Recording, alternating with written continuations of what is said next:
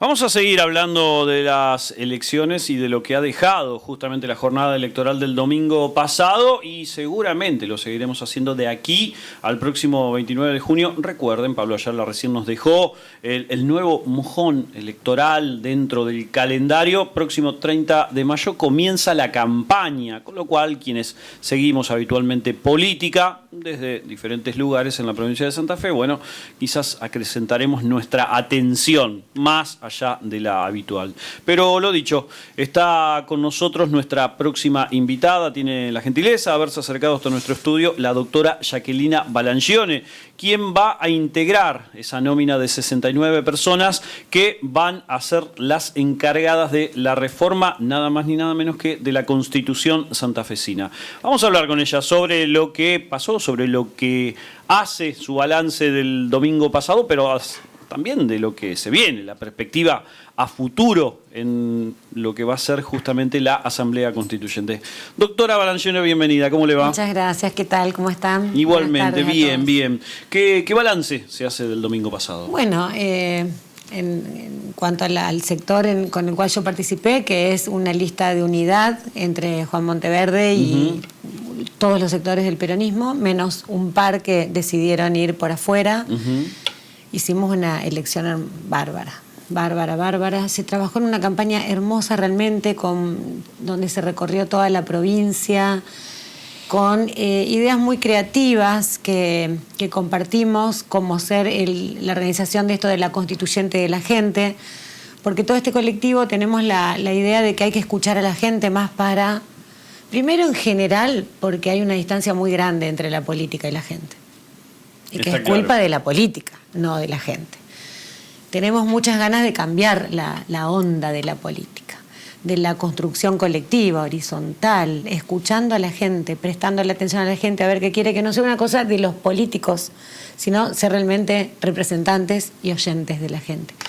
Entonces, desde esa perspectiva se organizaron estas reuniones que primero se plantearon en las 5 ciudades más grandes, Santa Fe, Rosario, Rafaela, Venado y Reconquista, que se denominaban la Constituyente de la Gente, donde se trabajaba con todas las personas que acudían, que eran convocatorias abiertas, sobre todos los ejes de la reforma, con una participación increíble. En la de Rosario, 1.500 personas, acá en Santa Fe 400, en Rafaela 350 personas, la de Venado fue un poco más chica, pero fue muy buena también, en Reconquista lo mismo. Después esto se contagió y se hizo la Constituyente del Campo, la Constituyente en otros pueblos. Y ayer justamente estuve reunida un rato con Karen Tepp y Juan Monteverde, que estuvieron acá en Santa Fe, y comentábamos que vamos a continuar con esta idea hasta que se haga. Eso dio claramente resultado. Hubo demandas, hubo situaciones. Algo impresionante. Toma agua tranquilamente. Sí, no, vivo, vos sé que debe ser tanto que hablo últimamente. Me ahogo. No, todo bien. Realmente algo maravilloso, un ejercicio de democracia directa en donde casualmente en los 5 lugares, por lo menos en los que yo participé, las demandas de la gente son las mismas. Cosas normales, cosas comunes, tener un acceso a una vivienda, tener trabajo.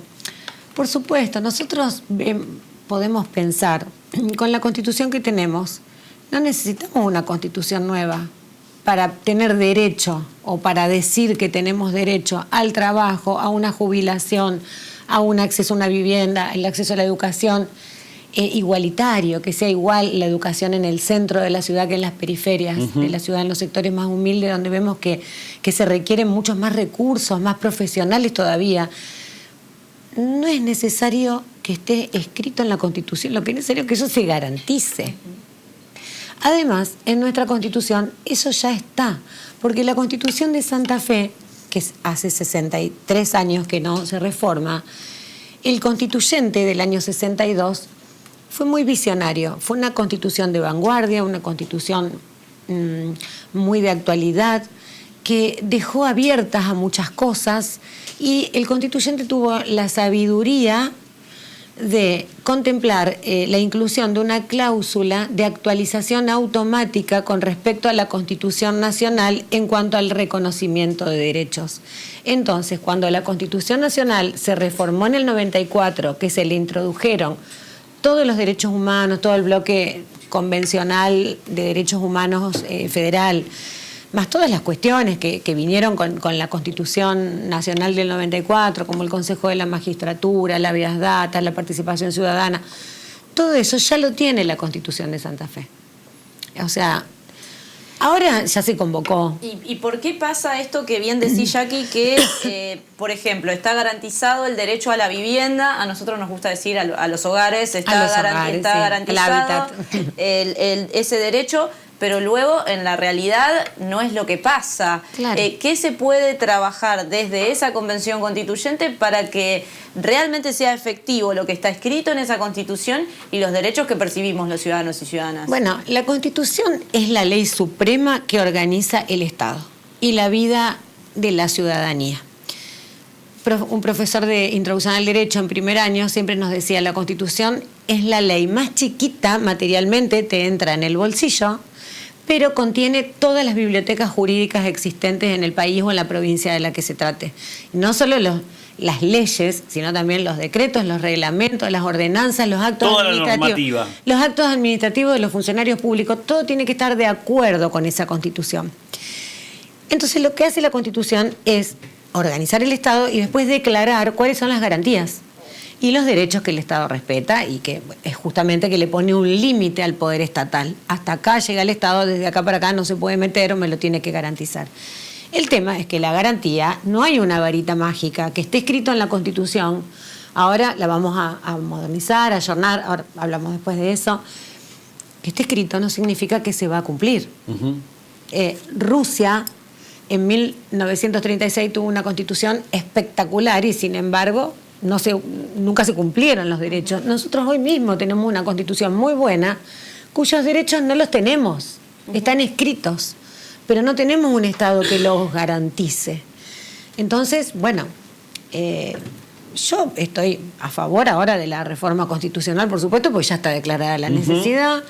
Se va a hacer un trabajo que vamos a tratar de que sea lo más debatido y lo más consensuado posible, porque esto es realmente un ejercicio como básico de la democracia. Acá todos tenemos que participar, no puede venir a imponerse algo, tiene que surgir del debate democrático con todas las representaciones que va a haber según el resultado de las elecciones. Se va a ayornar a los tiempos que corren, porque cuando en el 62 se dictó el anterior, por ejemplo, el tema informático no existía, no, claro. El ambiente no lo veíamos como ahora, como un bien a cuidar, a preservar, bueno, y como eso muchas cosas. Como también hay cuestiones que se reconocieron, pero que quizás, por ejemplo, el 82% móvil de la jubilación aquí en los empleados de la provincia, nosotros pensamos que tiene que estar la cláusula, tiene que estar en la Constitución para garantizar ese piso del cual ningún gobernador pueda bajarse. Porque justamente como la Constitución es el marco jurídico del Estado, dentro del cual nos tenemos que todos manejar y rige tanto para ese marco, ese límite, para los gobernantes como para las personas. Entonces los gobernantes no se pueden salir de eso. Entonces si el 82% móvil está en la Constitución, no se puede bajar de eso.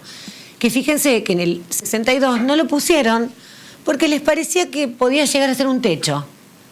Y fíjense lo que está pasando ahora. La visión era absolutamente diferente. Era absolutamente diferente. El contexto también supongo que lo lleva a pensar de esa forma. También, por supuesto. Pero bueno, justamente hoy es momento, yo creo, de garantizar eso, por lo menos en la Constitución, de contemplar ese derecho y que el Estado lo garantice para sus ciudadanos, que la caja no se transfiera, etcétera. Pero bueno, la idea es hacer un trabajo colectivo. Nosotros desde la lista Más para Santa Fe, que es la que tuve el honor de integrar, ustedes saben que yo no vengo de la política, si bien no es la primera participación que tengo. Yo nunca fui ni militante, yo vengo de otra cosa. Justamente del palo jurídico. Claro, me desarrollé primero como abogada 15 años, siempre con incursión en lo académico, y después cuando yo tenía 40 años ingresé al Poder Judicial, hice toda mi carrera como secretaria, jueza, camarista penal, siempre por concurso, y después fui defensora general penal de la provincia. Y ahí cesé porque como era un cargo periódico y que no se podía repetir, me daba la edad, me jubilé y me fui. Soy una de las jubiladas que me están descontando Que hace aporte solidario. Que hago aporte solidario. Y que no es un problema económico, sino, en mi caso por lo menos, sino que es un problema que tiene que ver con los conceptos y con los derechos laborales y con el proyecto de vida que vos tenés y con que hay un Estado de Derecho que hay que respetar. Yo no estoy de acuerdo con eso, creo que es inconstitucional ese recorte que se hace a los jubilados. Pero bueno, decía que estoy muy contenta de haber participado en este grupo porque es un grupo de unidad en donde todos estamos pensando esto, de dejar los egos de lado y priorizar el colectivo, que no importe quién es primero, quién es segundo. Por supuesto, uno se alinea, porque si tenés un primero, ese seguramente es el que va a conducir, a llevar la línea, pero si a ese le pasa algo o se tiene que retirar, que cualquiera de los otros pueda suplirlo. Exacto. Y bueno, y todos tenemos, si bien provenimos de distintos sectores, hay un eje, un centro común y un norte común. No es un amontonamiento de gente que lo aglutina las ganas de ver si podemos hacer algo y ganar unas elecciones. No, hay un sentido común en esto que bueno, es lo que nos impulsa para adelante con muchas esperanzas, muchas expectativas de que esto crezca.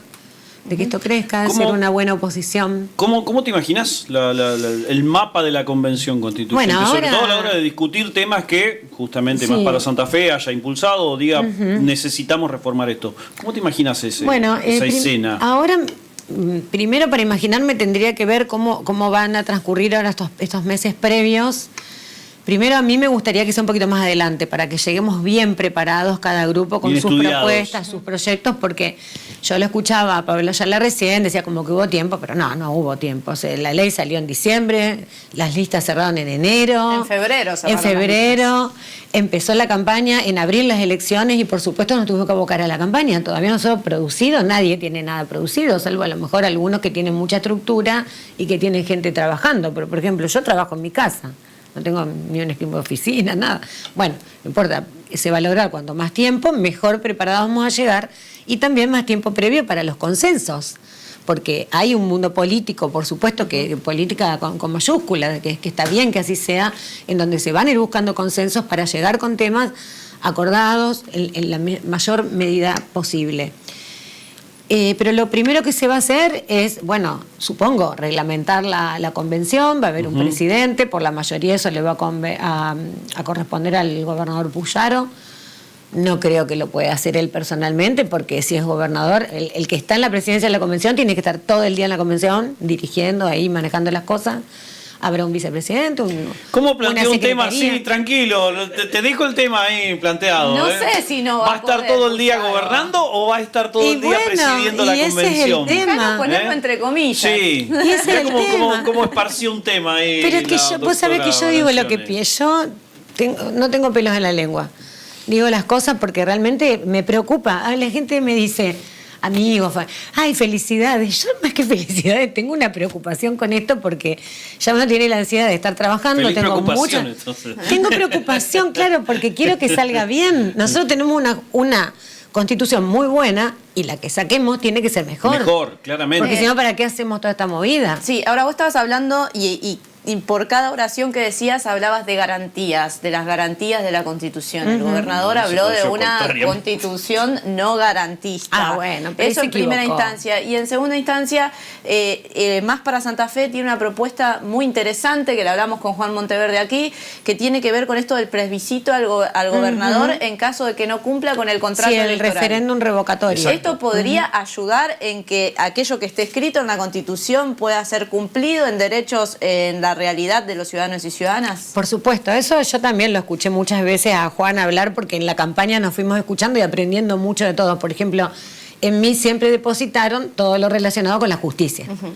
Toda la parte del Poder Judicial, sistema de defensa, sistema de la acusación y el Consejo de la Magistratura. Todo eso supongo que en el grupo soy yo la que lo voy a desarrollar y a colectivizar en el grupo, por supuesto. Juan siempre en Monteverde habla de este tema y realmente nos parece algo muy novedoso, que oxigenaría mucho y que además generaría, porque él, digamos, ve como el contrato social el que tenemos.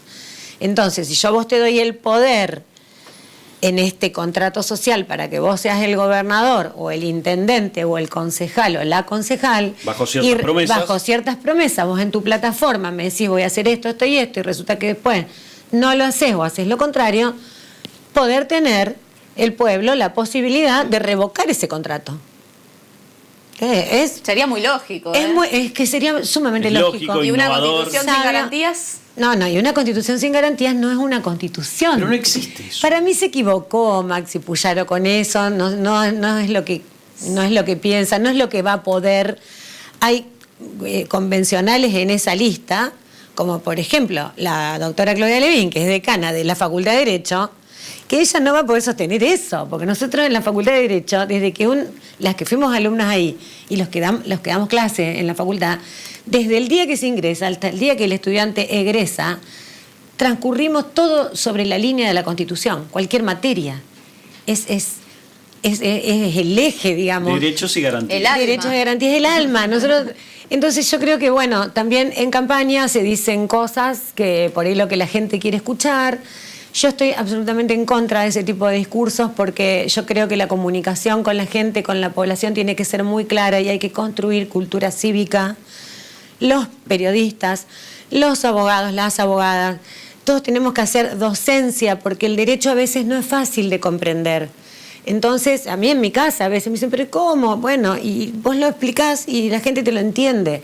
Entonces, cuando vos venís con mensajes que tergiversan la realidad de un Estado de Derecho. O que por lo menos lo nublan. Lo nublan, entonces la gente por ahí se prende de eso y quiere escuchar eso y se aumenta y se hace una bola.